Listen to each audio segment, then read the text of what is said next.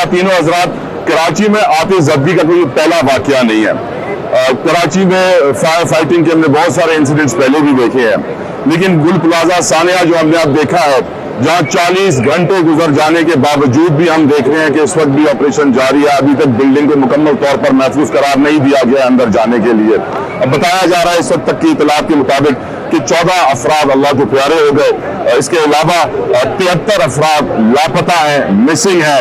फुरकान अली वो हीरो है हमारा फायर फाइटर जिसने जाम शहादत नोश फरमाया है, और हम समझते हैं कि उसको जितना सलाम पेश किया जाए, खराज तहसीन पेश किया जाए, कम है। लेकिन हमें सबक सीखना चाहिए।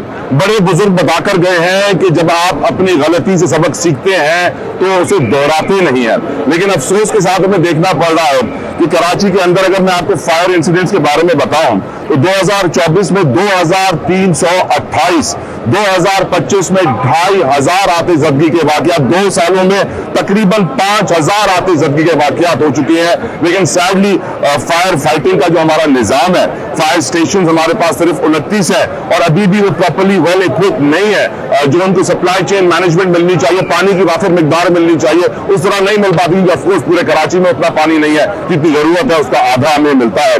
साथ साथ अगर हम तारीख पे नजर डालें, गुल प्लाजा में 2016 में भी आग लगी थी, और 2016 के बाद हमने Chawla market 2021, chase up store 2022, cooperative market 2022, Hafeez centre 2022, RG shopping mall 2023 नवंबर, एम्प्रेस मार्केट नोमान प्लाजा दिसंबर 2024, फर्नीचर मार्केट दिसंबर 2024, रिम्पा प्लाजा 2024, मिलेनियम मॉल 2025 जून, क्लिफ्टन शॉपिंग सेंटर फरवरी 2025। फिर हम आज गुल प्लाजा में दोबारा आग लगते हुए देख रहे हैं। बट सैडली हमने सीखा बहुत कम है। मैं जिस इस वक्त सड़क पे हूँ, मैं आपको थोड़ा सा मैले रखू बताना चाहूंगा कि मेरे एक्सट्रीम लेफ्ट के ऊपर कायदे आजम का मजार है, और मेरे एक्सट्रीम राइट के ऊपर पोर्ट्स है, समंदर है, जहां सारा कारोबार होता है। एम ए जिना रोड वो शारा है जो कि अगर कहा जाए एशिया का फाइनेंशियल हब है, गलत नहीं होगा। यहाँ एशिया की सबसे बड़ी मोबाइल मार्केट, एशिया की सबसे बड़ी फार्मेसी मार्केट, एशिया की सबसे बड़ी होलसेल मार्केट मौजूद है।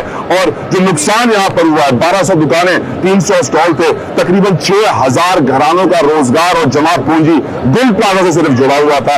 और इसको आप जानते हैं, इतना वक्त लग गया यहाँ पे रेस्क्यू करने में, फायर फाइटिंग करने में, जो इंतहाई अफसोसनाक है। मैं यही आपको बताऊं कि इसी रोड के साथ आया चुनरी का, जो कि फाइनेंशियल हब है पाकिस्तान का, तो मालियाती तौर पर इस इलाके से बड़ा कोई इलाका नहीं है, इस जगह से इंपॉर्टेंट कोई जगह नहीं है। लेकिन मुझे एक और प्रॉब्लम का भी की तरफ आपको लेके जाना है, वो है तमाशबीन का मसला। आज भी मेरे सामने इस वक्त एक शहर आबाद है, गाड़ियों की लंबी कतारें हैं, बहुत सारे स्टॉल लगे हुए हैं, खिदमत खल्क एनजीओ के स्टॉल हैं, एम्बुलेंसेज जा रही हैं जिस तरह की आप सुन सकते हैं, और हजारों की तादाद में लोग खड़े हुए देख रहे हैं। इनको कंट्रोल करना बड़ा मुश्किल चैलेंज होता है, लेकिन इस वक्त 40 घंटे बाद तो इनको कंट्रोल थोड़ा बहुत कर लिया गया है। लेकिन जब ये आग लगी थी तो ये जवान दिलेर भी थे जो अंदर जाकर लोगों को बचाने की कोशिश कर रहे थे। लेकिन ओवरऑल जो सिचुएशन है वो आपके सामने है, गुल प्लाजा जल चुका है। मेरा सवाल बड़ा सिंपल है, क्या इस आग से हम कुछ सीखेंगे या पिछली आगों की तरह तमाशा देखते रहेंगे? क्या अपनी मैनेजमेंट को बेहतर करेंगे, अपनी गवर्नेंस को बेहतर करेंगे? बहुत सारी बातें की जा रही है। कहा जाता है गुल प्लाजा की मैनेजमेंट 1 महीने में 1 करोड़ रुपए मेंटेनेंस जमा करती थी, क्यों नहीं लगाया गया? बातें की जाती है ग्राउंड +1 की इजाजत दी गई थी, ऊपर से 2 मंजिलें कैसे बनाएगी? बातें की जाती है इतनी कंजस्टेड मार्केट थी, जो कि सच है, बहुत कंजस्टेड मार्केट थी। जो भी लोग यहाँ शॉपिंग करने जाते थे वो फंस के चल रहे होते थे। छोटी छोटी दुकानों में माल भरा हुआ होता था, पेट्रोकेमिकल्स, प्लास्टिक का सामान, आर्टिफिशियल प्लांट, सब कुछ यहाँ मौजूद था, जिसकी वजह से आग को बुझाना मुश्किल ही नहीं, एक वक्त पर नामुमकिन हो गया। लेकिन आग को बुझाने के लिए बहुत जरूरी होता है उसकी असेसमेंट वक्त पे की जाए। असेसमेंट में थोड़ी सी डिले जरूर हुई, रियलाइज नहीं हुआ कितनी खतरनाक आग बन जाएगी ये, और वो बन गई और लोग अंदर फंस गए। गुफ्तगू का आगाज करना चाहता हूं मैं, मेरे साथ एक बड़े मौजूद मेहमान मौजूद है, आइए मेरे साथ। हाजी अब्दुल रऊफ इब्राहिम साहब मेरे साथ मौजूद है, कराची होलसेल ग्रोसर्स एसोसिएशन के सदर हैं, किसी तारुफ के मोहताज नहीं है, इस मार्केट में इनका काफी नाम है। बहुत बहुत शुक्रिया हाजी साहब आपका वक्त देने के लिए अभी इस जगह पे। अब जो आपने सानिया देखा है, इतनी अच्छी मार्केट थी ये, हम ये फायर एग्जिट का हर बार रोना रोते हैं कि क्यों नहीं इन बिल्डिंगों में फायर एग्जिट बनाया जाता, लेकिन सैडली सिस्टम का हाल बहुत बुरा है। कई 100 बिल्डिंग, हजारों बिल्डिंग है कराची में जहां फायर एग्जिट नहीं होगा, और इतनी बड़ी तादाद में वहां मार्केट्स बनी हुई होंगी। इस सिचुएशन पे आपका पहला जवाब क्या होता है?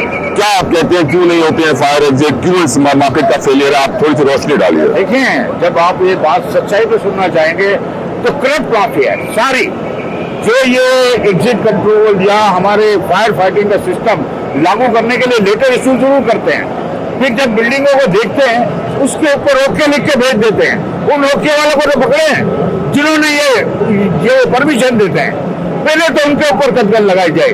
दूसरी मैं बात ये कहूंगा, ये ग्रीन लाइन या येलो लाइन जो भी चल रही है, ये बंदर रोड जो एमए जिना रोड है, आधा तो आपने खा लिया। अब इसमें नॉर्मल भी एम्बुलेंस भी नहीं गुजर सकती। और आप ये बताएं कि ये आप देख रहे होंगे बिल्डिंग का हाल, जो मैंने कल भी बताया था कि इस तरफ दरार पड़ गई है और बिल्डिंग गिर जाएगी। मैं आपको अभी वार्न कर रहा हूँ, तो वो दिखाएं। वो दरार पड़ेगी, आपको लगता है ये फैसला गिर जाएगा? हो रही है, ये गिर रही है, नीचे आ रही है, किसी टाइम भी ये गिर जाएगी।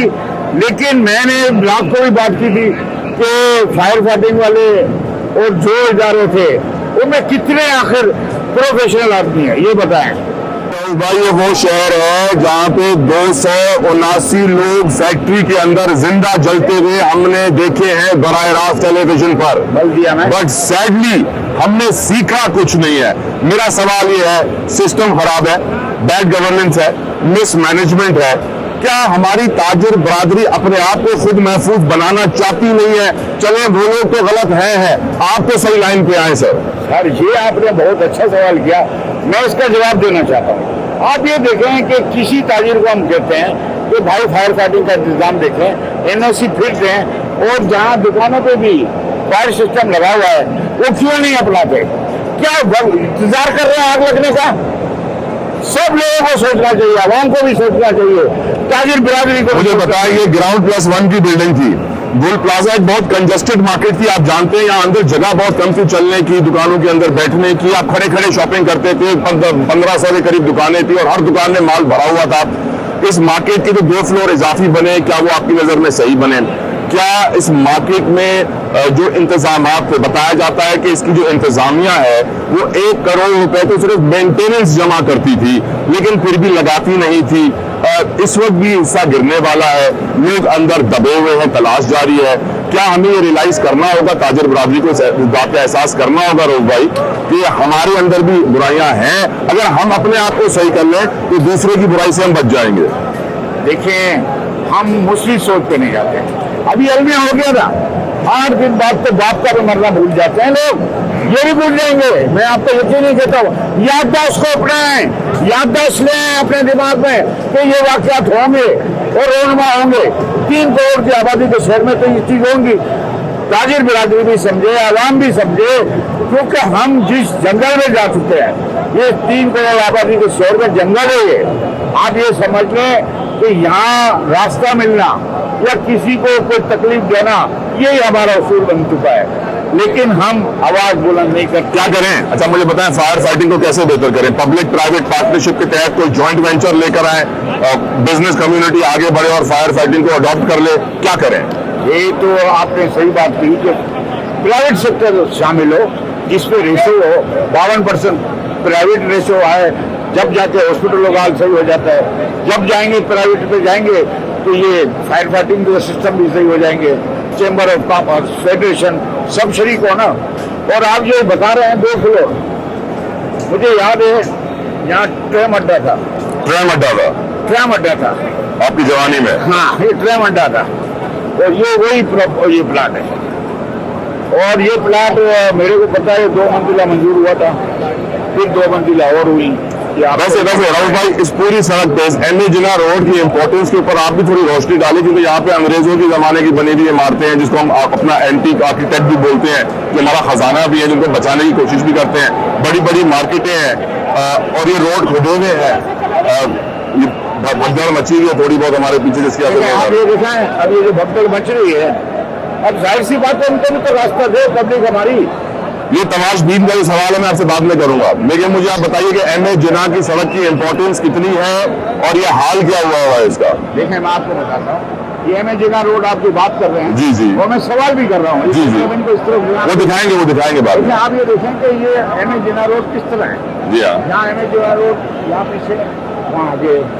अगर ये आसार कदीमा जो हमारी सकाफत कहलाती है, इनको तोड़ा जाए और रोड बड़ा किया जाए, और ये ग्रीन लाइन बस का जो मामला कई सालों से हो रहा है, जी, बस ना और तो कुछ नहीं होना ना, तो ये रोड थोड़ा तो खत्म हो गया, जी हाँ, अब वक्त की जरूरत है कि इस मंसूबे को कैंसिल किया जाए और जितनी तारीखी इमारतें रोड के लिए जगह दें, रोड के लिए जगह दें और आए मिल के साथ में।